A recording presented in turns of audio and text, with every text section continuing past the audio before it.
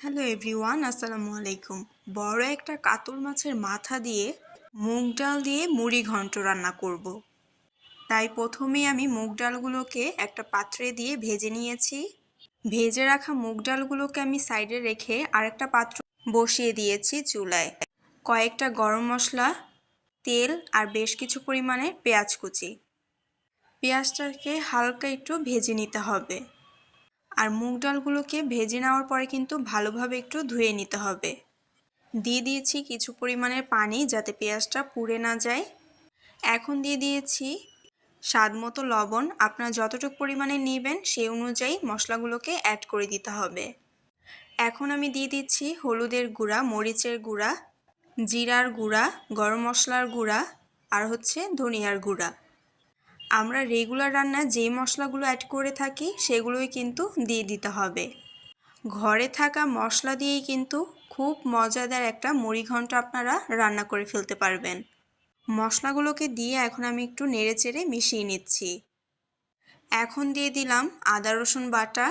আপনারা চাইলে কিন্তু কাতল মাছ ছাড়াও কিন্তু রুই মাছের মাথা দিয়েও এই মুড়ি ঘন্টটা করতে পারবেন। দেখতেই পাচ্ছেন মশলার উপরে কিন্তু তেল ভেসে উঠেছে। মশলাটা আমি খুব সুন্দরভাবে কষিয়ে নিয়েছি। এখন দিয়ে দিচ্ছি কয়েকটা কাঁচামরিচ, কেটে ধুয়ে রাখা আলু দিয়ে দিচ্ছি।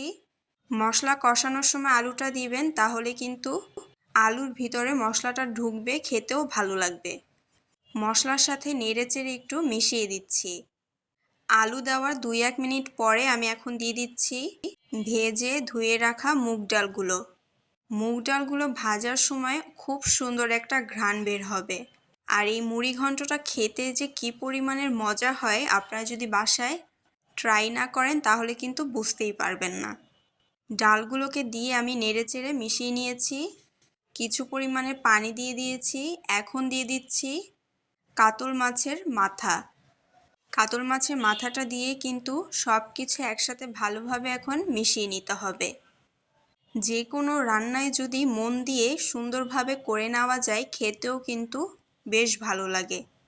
দিয়ে দিয়েছি পরিমাণ মতো পানি। পানির পরিমাণটা কিন্তু একটু বেশিই দিতে হবে। পানি দিয়ে নেড়েচেড়ে এখন আমি ঢেকে রাখবো। চুলার আঁচটা কিন্তু হাই হিটেই দেওয়া আছে।